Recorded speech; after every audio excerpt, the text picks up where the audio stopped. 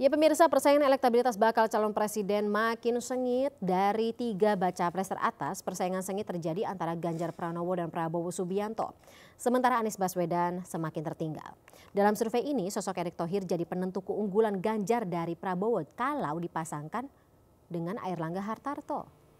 Apakah ini bisa dijadikan referensi bagi PDIP untuk segera meminang Erick Thohir bagi Ganjar Pranowo? Kita akan bahas lebih dalam bersama dengan Bawono Kumoro selaku peneliti Indikator Politik Indonesia dan Teddy Wibisana selaku Ketua Deklarasi Nasional Relawan Jokowi Ganjar. Selamat sore Bapak-bapak, saya sapa terlebih dahulu.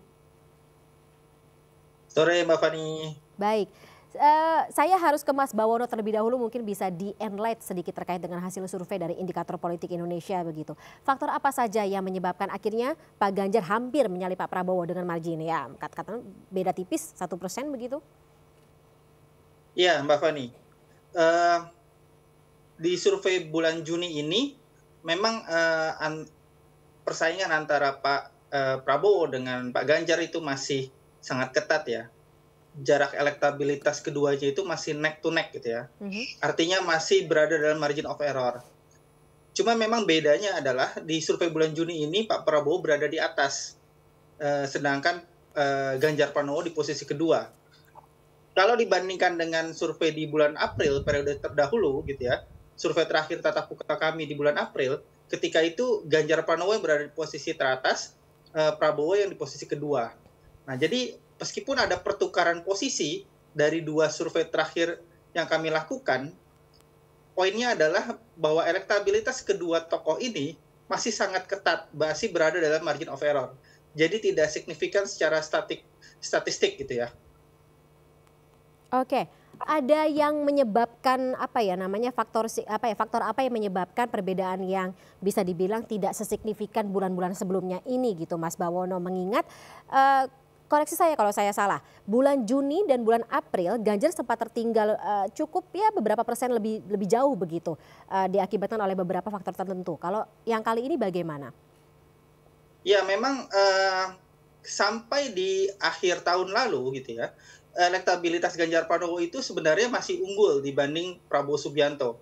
Tapi kemudian insiden pembatalan Indonesia sebagai tuan rumah Piala Dunia, di mana dipersepsikan oleh publik bahwa Ganjar Pranowo menjadi salah satu sebab dari pembatalan itu berdampak negatif terhadap elektabilitas Ganjar Pranowo. Nah, memang beberapa bulan terakhir, terutama setelah secara resmi dideklarasikan oleh PDIP, juga didukung oleh Partai Persatuan Pembangunan dan juga Partai Perindo, elektabilitas Ganjar mulai pulih. Tapi memang pulihnya di saat yang bersamaan juga terjadi tren peningkatan dari elektabilitas Pak Prabowo. Nah, kuncinya adalah bahwa kedua tokoh ini dalam beberapa survei terakhir yang kami lakukan itu terlihat sangat ketat dalam mencari dukungan atau mengambil dukungan dari pemilih Pak Jokowi di 2019. Itu memang secara dominan Ganjar Pranowo masih relatif lebih berhasil mendulang suara pemilih Pak Jokowi di 2019. Itu di temuan survei kami yang bulan Juni ini ada sekitar 49% dari pemilih Pak Jokowi di 2019 yang memilih Ganjar Pranowo sebagai presiden. Tapi juga menjadi catatan adalah Pak Prabowo dengan angka yang perlahan-lahan naik juga mampu mencuri pemilih Pak Jokowi di 2019. Sekarang posisinya ada di sekitar 28,5%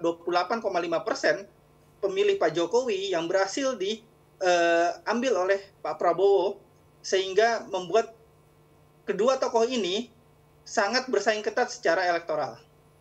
Oke, baik. Dan mungkin atau ada kemungkinan begitu pemilihan nama calon wakil presiden ini juga akan bisa menjadi faktor pengubah nilai elektabilitas masing-masing calon begitu. Pertanyaan saya kalau begitu untuk Mas Teddy, kalau disebut gitu tadi ada beberapa nama yang muncul gitu menjadi top of mind dari para calon pemilih dan juga responden begitu. Nama Erick Thohir masih menduduki posisi pertama. Apakah ia ketika nanti misalnya benar dipinang oleh parpol yang mengusung Ganjar Pranowo sebagai pendampingnya, apakah ini juga akan memberikan keuntungan elektoral tersendiri dari kacamata Anda? Terima kasih Mbak Fani, selamat sore. Ya, tentu ya, sebelum kita melihat ke Erick Thohir sebagai cawapres, saya cuma mau menggambarkan soal ada pergerakan yang positif lah kalau saya lihat di Juni Juli dulu, karena kalau kita bicara April ketika Pak Ganjar atau Mas Ganjar dideklarasikan, tentu dia akan menimbulkan satu animo meningkat, kemudian ada tragedi sepak bola, penolakan terhadap tim Israel menurun. Nah, tapi kan kalau kita lihat Juni, perbedaan antara Prabowo dengan Ganjar Pranowo kan sekitar hampir 4% lah, 3,8% tepatnya. Tapi di bulan Juli ini antara 3,68 sampai dengan 35,7. Artinya Pak Prabowo Subianto justru turun 1,2% di bulan Juli, sedangkan Ganjar naik 1,5%.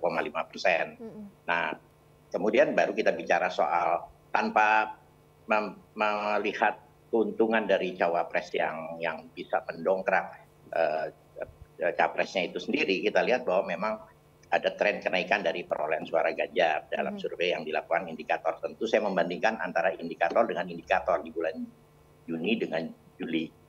Nah, tentu berpengaruh kalau kita lihat di situ, terutama kalau kita lihat misalnya elektabilitas sebagai capres, ET misalnya lebih tinggi dibandingkan dengan misalnya calon-calon lain dalam konteks cawapres maksud saya. Tapi kan kita juga harus lihat terhadap misalnya basis dukungan Ganjar terhadap dukungan Jokowi Ma'ruf di pemilu sebelumnya atau Prabowo Subianto dengan Sandi. Kalau kita lihat memang kita masih bisa meningkatkan lagi, walaupun tadi dikatakan oleh teman dari indikator bahwa 49,3% pendukung Jokowi Ma'ruf mendukung Ganjar, tapi kita lihat juga bahwa 51,6%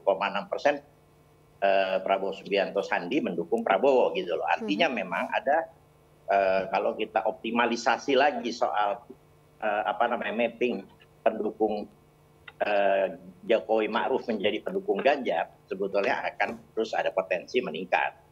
Nanti cawapres akan lebih memuluskannya lagi di situ. Demikian pandangan saya, Mbak Fani. Baik, tapi ada perebutan suara tentunya. Kalau kita melihat bagaimana pemetaan dari responden dan juga calon pemilih begitu ya, menjadi gambaran untuk calon pemilih dalam pemilu 2024 gitu. Ketika ya koreksi saya kalau misalnya saya salah lagi-lagi gitu. Pemilih antara Pak Ganjar dan juga Pak Prabowo ini juga berdasarkan atau berasal begitu dari siapa yang memilih Pak Jokowi dan juga Ma'ruf Amin di tahun 2019. Kemudian juga untuk cawapresnya juga senada begitu. Karena kalau melihat pemetaannya ada orang-orang yang dilihat dekat begitu dengan Pak Presiden Joko Widodo dan ada yang tidak. Bagaimana Anda memapping atau mungkin melihat dinamika ini, Mas Teddy? Ya, kalau saya lihatnya begini ya, artinya kalau dari basis dukungan Ganjar dari Jokowi Ma'ruf Amin, artinya dalam hal ini Jokowi lah kalau dalam konteks ini ya, tentu signifikan 49, artinya hampir setengah dari pendukung Ganjar sekarang adalah pendukung dari Jokowi Ma'ruf Amin sebelumnya, gitu loh. Separuh dari pendukung Jokowi Ma'ruf Amin mendukung Ganjar Pranowo gitu. Artinya kan masih ada 50% lagi, Pak. Atau kalau kita bicara dulu misalnya 56%, masih ada 28% lagi ya pendukung Jokowi yang atau pendukung secara nasional yang masih bisa mendukung Ganjar Pranowo. Jadi kalau kita bicara potensi itu pasti akan lebih besar karena karakteristik pemilihnya hampir sama, Mbak.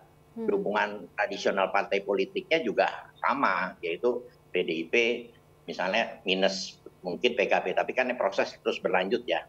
Kan bisa juga ketika misalnya PKB merapat ke Ganjar Pranowo, dukungan Nahdlin makin menguat gitu ya, akhirnya bulat suara Nahdlin yang dulu mendukung Jokowi Ma'ruf Amin kembali mendukung Ganjar Pranowo misalnya. Karena memang basis dukungannya hampir mirip, terus yang kedua latar belakang partai politiknya juga hampir mirip, jadi lebih mudah potensi itu didapat misalnya dibandingkan kita misalnya mencari pendukung yang misalnya yang sekarang lagi memilih Anies gitu loh, atau misalnya mencari pendukung dari latar belakang Prabowo Sandi yang memang terbukti dari survei indikator juga pendukung Prabowo Sandi hanya 6% yang memilih Ganjar. Ya tentu ini akan terus kita mohon saya dikoreksi ya, tapi saya baca datanya di situ Prabowo Sandi 6% pendukung mereka yang memilih Ganjar pada per bulan Juli survei ketika dilaksanakan kemarin. Terima kasih, jadi Mbak, ada pergeseran begitu ya? Oke. Ya. Oke, saya konfirmasi kepada Mas Bawono, ini juga terlihat nggak dari hasil survei begitu pergeseran antar satu sama lain pendukung, katakanlah satu pendukung dengan yang lainnya, baik untuk Pak Ganjar, Pak Prabowo, ada shifting begitu? Ya, pertama saya ingin mengoreksi apa yang disampaikan oleh Bapak Teddy tadi ya, bahwa ini survei yang kita rilis kemarin itu dilakukan di tanggal 20 sampai 24 Juni. Ini survei tatap muka gitu ya, bukan survei melalui telepon. Jadi kita membandingkan juga dengan survei terakhir tatap muka yang dilakukan oleh indikator, yaitu pada tanggal 11 sampai 18 April. Ketika bulan April itu, suara elektabilitas dalam simulasi 3 nama ya, kita sebut aja dalam 3 nama karena 3 nama bakal capres yang sudah sama kita ketahui selalu mendominasi perolehan 3 besar. Ketika di bulan April, survei tatap muka kami, itu nomor 1 itu adalah Ganjar Pranowo. Ketika itu 34 sekian persen gitu ya, 34,8. Kemudian di posisi kedua itu Prabowo Subianto sekitar 31%. Nah, kalau dibandingkan dengan temuan bulan Juni yang kemarin kami baru rilis, artinya ada penurunan, ada perubahan posisi, bukan penurunan. Baik Prabowo maupun Ganjar sama-sama mengalami kenaikan elektabilitas. Tapi bedanya memang elektabilitas yang kenaikan elektabilitas dialami oleh Prabowo lebih tinggi sedikit dibanding Ganjar. Tapi poin saya adalah bahwa ini masih sangat ketat, masih berada dalam margin of error, dan kedua soal basis pemilih Pak Jokowi di 2019. Nah, ketika di survei bulan April kemarin, itu basis pemilih Pak Jokowi yang memilih Prabowo Subianto itu masih berkisar di angka 24%. Di survei terbaru ini yang kami baru rilis di bulan Juni, itu sudah meningkat menjadi 28,5%. Benar bahwa sebagian besar pemilih Pak Jokowi di 2019 itu masih dominan ke Ganjar Pranowo, hampir 50%, yaitu di 49%. Tapi poin saya yang ingin saya sampaikan adalah 28,5% pemilih Pak Jokowi yang lari ke Pak Prabowo, itu harus dilihat sebagai sebuah ancaman, kabar buruk bagi Ganjar Pranowo. Kenapa? Karena di saat bersamaan Pak Prabowo masih mampu menjaga soliditas pemilih beliau di 2019 kemarin. Tadi sudah disampaikan oleh Pak Teddy, 51% lebih pemilih Pak Prabowo di 2019 itu masih solid memilih Pak Prabowo. Sementara di saat bersamaan dia berhasil mulai mencuri sedikit demi sedikit pemilih Pak Jokowi di 2019. Nah, ini yang harus diwaspadai saya kira oleh Ganjar Pranowo dan tim partai koalisi. Oke, kalau untuk cawapresnya sendiri bagaimana? Mas Bawono, begitu ketika kita melihat nama yang paling teratas saat ini kan Erick Thohir.